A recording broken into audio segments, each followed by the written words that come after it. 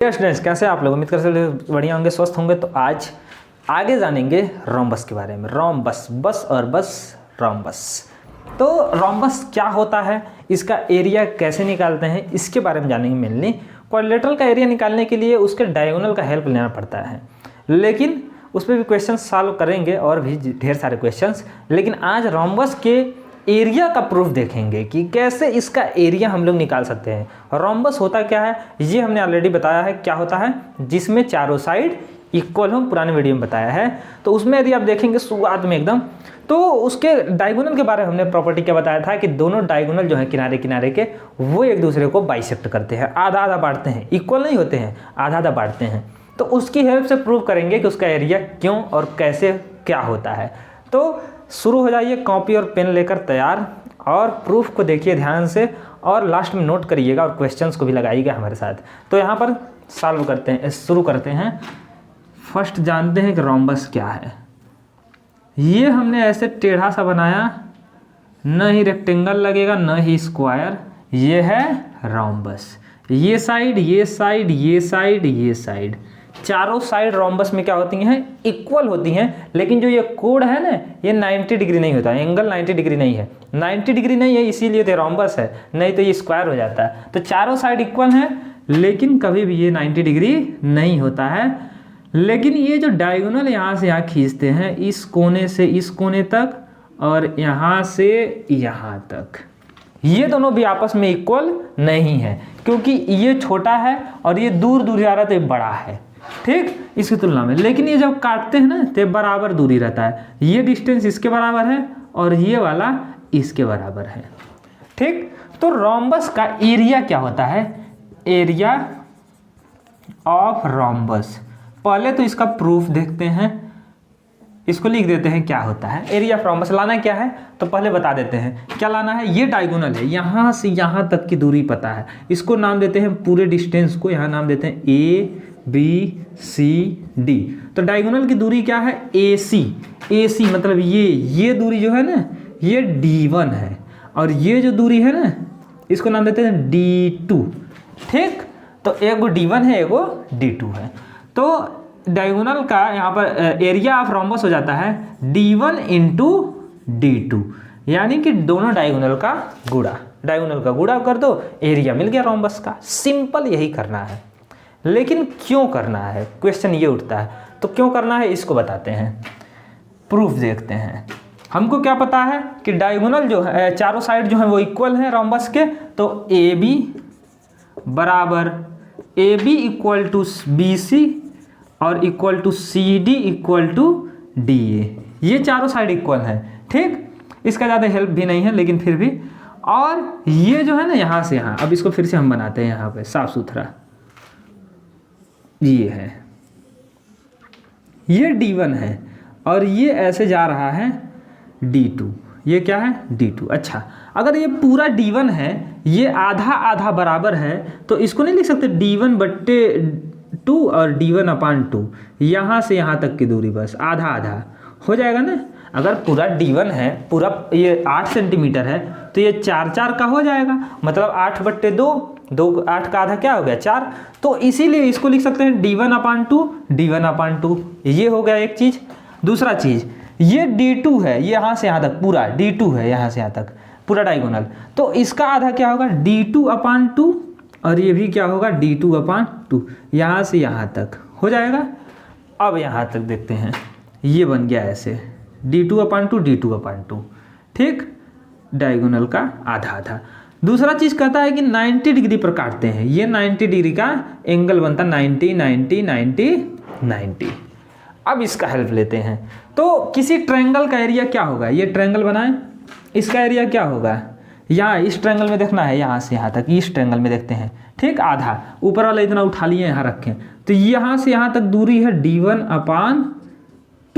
D1/2, और यहाँ से यहाँ तक की पूरी दूरी क्या है D2, पूरी दूरी क्या है D2। तो यहाँ से यहाँ तक, यहाँ से यहाँ तक D1/2 और यहाँ से यहाँ तक D2। तो इसका एरिया क्या होगा, एरिया ऑफ ट्रायंगल ऊपर वाले का क्या होगा, एरिया ऑफ ट्रायंगल क्या होता है, half into half into base, base क्या है d2, ये पूरा d2 क्या है बेस है, और d1/2, d1 का आधा क्या है ये हाइट है, तो d1/2 ये क्या हो गया height. Half into base into height यही होता है, जब 90 डिग्री का एंगल बनता है तो इसका एरिया क्या होता है half into base into height. तो बेस की जगह ये d2 रखा गया, हाइट की जगह d1/2 रखा गया। ये हो गया इधर ऊपर वाले ट्रायंगल का एरिया। इसको ऐसे भी कर सकते हैं, इस पे भी लेकर नीचे वाले का क्या होगा इसी का दुगना होगा, क्योंकि इसमें भी d1/2 वही बन रहा है, ऐसे बन रहा है, ये नहीं बन रहा है, ये d1/2 ये वाला यहाँ से दूरी, और ये जो है पूरा दूरी यहाँ से यहाँ तक ये d2 है। फिर से बेस वही, तो बेस वही हाइट वही, तो एरिया बदलेगा नहीं। तो यहाँ पर आ गया हमारा half into d2 into d1/2, ये भी हो गया एरिया ऑफ ट्रायंगल 2 नाम देते, इसको ट्रायंगल 1, ये ट्रायंगल 1 नाम देते हैं और ये 2 नाम देते हैं। अब दोनों को यदि जोड़ दें, जोड़ना क्या है दोनों का दुगना कर देते हैं किसी एक का, क्योंकि जोड़ेंगे तो वही डबल हो जाता है। जैसे 2 और 2 सेम चीज़ है, जोड़ें तो क्या होता है 4, 4 और 4 जोड़ेंगे 4 दूनी 8, तो इससे अच्छा 4 का गुणा ही कर दें। तो यहाँ पर इसमें 2 का गुणा ही कर देते हैं, तो यहाँ पर आ जाएगा half into d1 into d1/2 और इस पूरे में मल्टीप्लाई कर दिए 2 का, तो ये हो गया एरिया ऑफ रोम्बस। क्यों? क्योंकि ये ट्रायंगल और ये ट्रायंगल ऊपर वाला और ऐसे नीचे वाला ये दोनों मिलकर रोम्बस बनाते हैं। तो यहाँ से हो गया हमारा d1/d2, d1 और d2 का गुणा हो गया, आगे पीछे लिख सकते हैं 2 दूनी 4 गुणे 2, 2 एक कम 2, 2 दूनी 4, d1/d2/2 ये आया एरिया। और यही है इसका एरिया, इसको ऐसे लिखते हैं half into d1 into d2, या ऐसे लिख सकते हैं हाफ इंटू, यहाँ साफ साफ लिखते हैं product of diagonal, product of diagonal, ये है इसका एरिया। तो एरिया ऑफ रोम्बस क्या है half into product of diagonal, area of rhombus. अब इस पे क्वेश्चंस लगाएंगे, ये है मतलब डायगोनल का आपस में गुणा कर देना है और उसका आधा कर देना है। अच्छा यहाँ हाफ नहीं लिखे हैं, ये सॉरी ये गलत हो गया, हाफ, ठीक।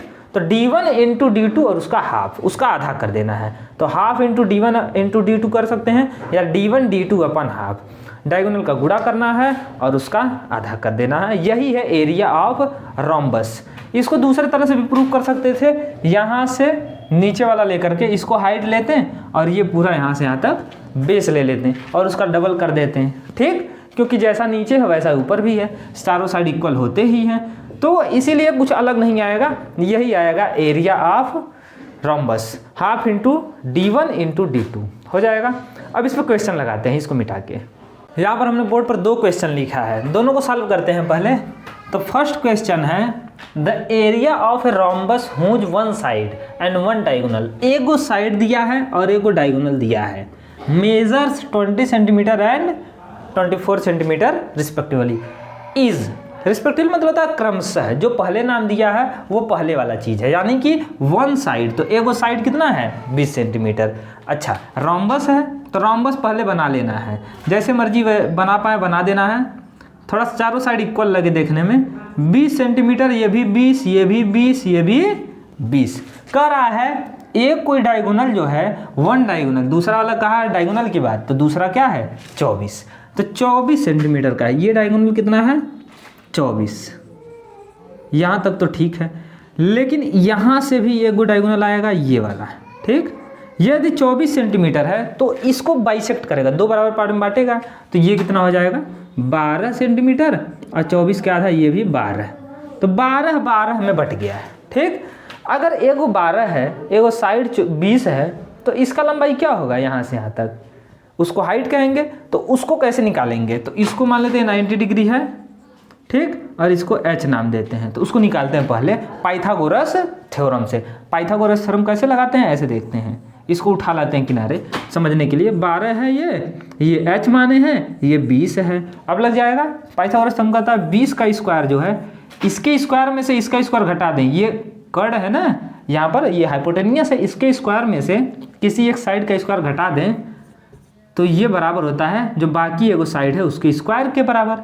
तो यहाँ पर 20 का स्क्वायर 400 और माइनस 12 का स्क्वायर 144, इसको माइनस करेंगे तो ये आएगा h के स्क्वायर के बराबर। घटाएंगे 6, 5 और 2, 256, एच स्क्वायर बराबर 256। तो यहाँ से ये जो स्क्वायर इधर आएगा स्क्वायर रूट करेगा तो h इक्वल टू क्या आएगा, स्क्वायर रूट 256, ये बाहर आएगा तो 16 का स्क्वायर क्या होता है 256। तो 256 का स्क्वायर रूट क्या मिलेगा 16, 16। यानी कि ये जो हाइट है ये कितना है 16 है। ठीक, अच्छा अगर ये 16 है तो ये पूरा कितना होगा, पूरा यहाँ से यहाँ तक 32 कितना होगा 32, 16 ये भी है 16, 16 16 टोटल आ गया 32। तो एक गो डायगोनल पूरा लंबाई ये है 24, D1 हमारा डायगोनल क्या है एक गो 24 और दूसरा का D2 डायगोनल क्या है 32। तो एरिया क्या होगा, फार्मूला बताए थे, तुरंत एरिया निकाल लेंगे, हाफ इंटू D1 24 गुणे D2 32। 2 एक कम 2 कटेगा, इससे इसको काट देते हैं या इसी काटते हैं 12, 12 को गुणा 32 में, 12 दूनी 24 के 4, 12 तीन 36 और 2 36 38, 384 सेंटीमीटर स्क्वायर 384। ये देखिए सी वाला ऑप्शन सही होगा। तो इस तरह क्वेश्चन को सॉल्व करेंगे। ऐसे ही देखिए क्वेश्चन को यहाँ पर ऑप्शन कंफ्यूज करने के लिए दिया है थोड़ा थोड़ा, एक एक ज़्यादा, यहाँ पर 10 10 ज़्यादा दिया है, यानी कि एक अंक जो बीच वाला है ना इसको बढ़ा बढ़ा के, कि जो यहाँ पर लास्ट मल्टीप्लाई करेंगे, इसमें जल्दबाजी में थोड़ा सा गलती हुआ, तुरंत गलत हो गया। तो यहाँ पर मिलता जो 364 374 384 394, तो बस थोड़ा थोड़ा अंतर दिया है। यदि 38 की जगह 39 जोड़ देंगे तुरंत 394 होगा, गलत हो गया। तो मल्टीप्लाई ध्यान से करना है, बाकी ऐसे लग जाएगा। दूसरा भी तरीका लगाने का है लेकिन ऐसे ही सिंपल पड़ेगा, ऐसे भी लगा सकते थे, इसका half into base into area करके ऐसे निकाल लेंगे। जैसे कि ये क्या हो गया हमारा 12 है और ये पता चल गया 16 है। ठीक, तो इसका निकालेंगे हाफ इंटू, है नीचे वाला मान लेते नहीं है, तो हाफ इंटू 16 गुणे 12, तो खाली हाइट ट्रायंगल का निकलेगा, इसका निकलेगा। तो ये आएगा 2 8 है 16। ठीक, तो 8 और 12 का गुणा 12 8 96, एक गो का एरिया है 96, दूसरा का भी 96, तीसरा चौथा 4 गो हैं तो 4 का गुणा कर दो तब भी आ जाएगा, तब भी यही एरिया आएगा 384 सेंटीमीटर स्क्वायर ही। ठीक, 2 तरीके हैं लगाने के। अब आते हैं सेकंड क्वेश्चन पर, इसे मिटा देते हैं पहले फिर लगाते हैं।